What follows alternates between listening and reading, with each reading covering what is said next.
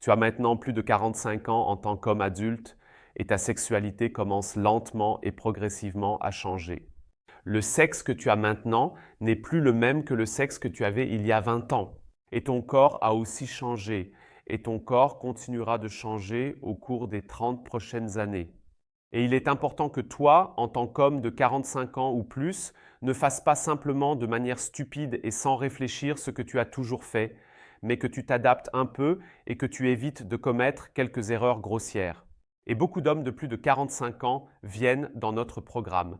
Et je vois vraiment essentiellement 3 erreurs grossières que les hommes de cet âge moyen à avancer commettent encore et qui ont un impact gravement négatif sur leur vie sexuelle. Rendre le sexe moins bon, mais aussi détériorer la qualité de l'érection pendant le sexe, en fait. Pour que tu ne commettes pas ces erreurs, il y a cette vidéo. La première erreur que beaucoup d'hommes font est incroyablement flagrante, incroyablement importante à comprendre, mais en même temps très très rapide à expliquer. Beaucoup d'hommes de 45 ans sont naturellement dans une relation de longue date, souvent mariés. Dans le mariage, le sexe n'est souvent plus aussi fréquent qu'avant, il s'est un peu endormi. Et de manière générale, c'est en fait un problème relativement important si, à partir de 45 ans ou plus, tu n'utilises plus régulièrement ton érection pour parler de manière très directe.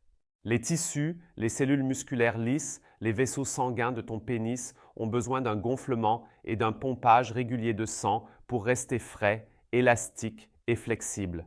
En effet, lorsque les tissus de ton pénis deviennent plus poreux, pour parler un peu métaphoriquement, et ne sont plus aussi élastiques, le pénis ne peut plus devenir aussi ferme qu'avant et le sang s'écoule également plus rapidement du pénis. Et cela a bien sûr des conséquences négatives pour la qualité de ton érection. Et c'est précisément pour cette raison qu'il n'est pas si insignifiant que tu utilises régulièrement ton pénis, même à un âge avancé, que tu aies régulièrement des relations sexuelles, que tu pratiques régulièrement la masturbation de manière saine afin que les tissus de ton pénis puissent rester jeunes et élastiques. Alors, c'est tout simplement comme ça et cela s'applique réellement à toi en tant qu'homme de plus de 45 ans. Dans tous les cas, le style de vie que tu as mené au cours des 30 dernières années commence maintenant vraiment à avoir un impact encore plus significatif sur ta sexualité et aussi sur ton pénis. Si, au cours des 30 dernières années, tu as pratiqué ton sport, tu t'es bien nourri régulièrement, tu as beaucoup bougé, tu as été sexuellement actif, tu n'as pas fumé, tu as bu peu d'alcool, alors il est probable qu'à 45 ans, tu sois encore dans la fleur de ta sexualité et que tu n'aies absolument rien à craindre sur le plan purement physique et organique. Même à 55, 65, voire 75 ans, de nombreux hommes ont une sexualité absolument épanouie et un pénis qui fonctionne bien. Si le mode de vie a vraiment été bon, si le mode de vie a été moyen, alors cela commence à se manifester sur le pénis à partir de 45 ans, peut-être même plutôt à partir de 55 ans. Ce que cela signifie concrètement, c'est ce qui suit.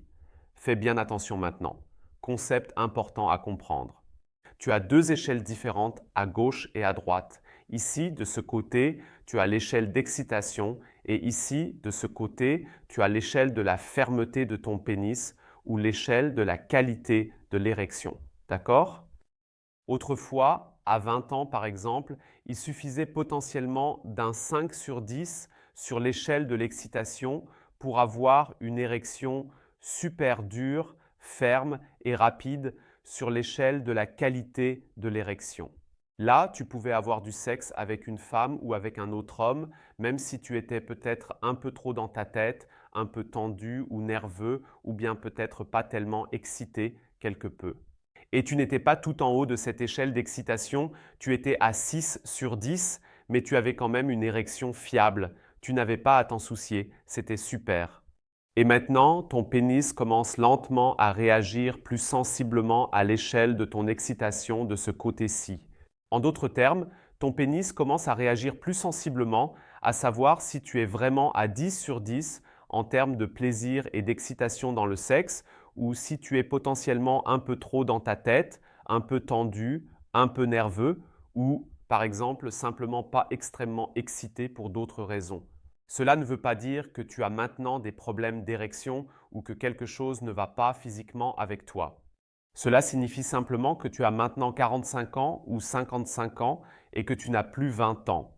C'est un développement relativement normal et chez certains hommes, cela commence plus tôt, chez d'autres plus tard. Mais si cela se produit chez toi, c'est simplement un beau signe que, quoi qu'il se soit passé sur cette échelle chez toi pendant de nombreuses années, tu avais peut-être une certaine tension dans la sexualité, une pression de performance, une nervosité, et que tu ne pouvais pas vraiment te laisser aller et que tu étais peut-être encore un peu inhibé dans la sexualité.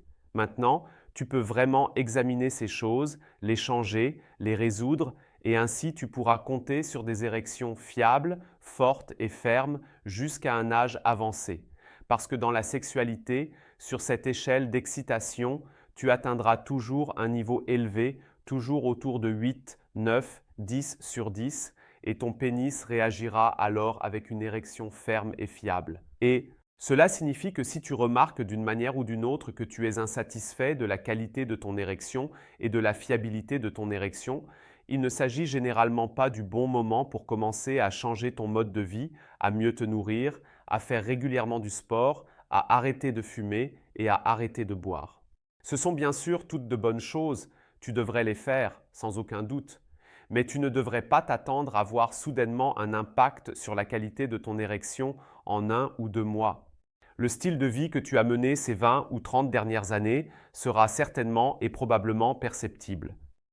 Et apporter des changements de mode de vie est une bonne chose, mais ne vous attendez pas à ce que cela entraîne directement un changement à moyen terme ou un changement relativement rapide peut se produire, et cela en très peu de temps, en 1 semaine, en 2 semaines, en 3 semaines peut-être même, cela se passe dans la tête.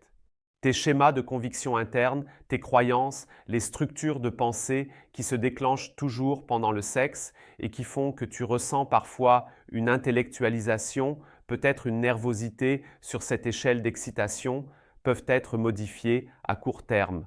Du moins sous la direction d'un professionnel, c'est généralement assez bon, assez efficace et assez rapide. Le meilleur sexe, c'est quand tu peux baiser sans réfléchir. Très agréable. Et tu as l'impression que tu peux maintenant avoir du sexe authentique. Oui, je dirais aussi que c'est un point positif.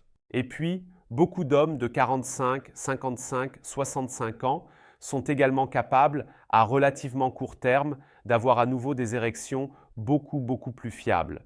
Nous voyons cela chez les hommes qui rejoignent notre programme à cet âge presque quotidiennement. 2001, le cerveau est neuroplastique. Il peut se transformer très bien jusqu'à un âge avancé tant que, comme le montre l'état actuel de la science, tant qu'il y a une motivation intrinsèque, une passion, un enthousiasme derrière le désir de changement. Autrement dit, si tu es un homme de 45 ans ou plus et que tu dis « Hey, je souhaite intrinsèquement une sexualité plus épanouie, je veux encore vivre beaucoup de choses, je veux avoir du super sexe avec ma partenaire ou avec des partenaires différentes et que ce désir est là », alors c'est absolument à ta portée. Très probablement, du moins. Et si tu veux t'y attaquer maintenant, il y a 2 options. La première option, que tu peux faire à tout moment, est de réserver une consultation numérique gratuite avec soit moi, soit l'un des sexothérapeutes de mon équipe qui ont tous eux-mêmes souffert de dysfonctionnements sexuels par le passé. Ils savent donc très bien de quoi ils parlent et peuvent te conseiller dans un premier temps. Tout cela sur une base gratuite. L'autre possibilité que tu as, c'est de faire notre quiz d'analyse des causes éclairs où un questionnaire permet de déterminer quelles pourraient être les causes de tes problèmes actuels et quelles sont les approches et les possibilités que nous avons. Ensuite, tu recevras une vidéo de ma part adaptée à la problématique telle que tu la vis actuellement. Je mets des liens vers la consultation numérique ainsi que vers le quiz d'analyse des causes éclairs dans la description de la vidéo ci-dessous. Choisis l'une de ces options et amuse-toi bien dans ton voyage de développement.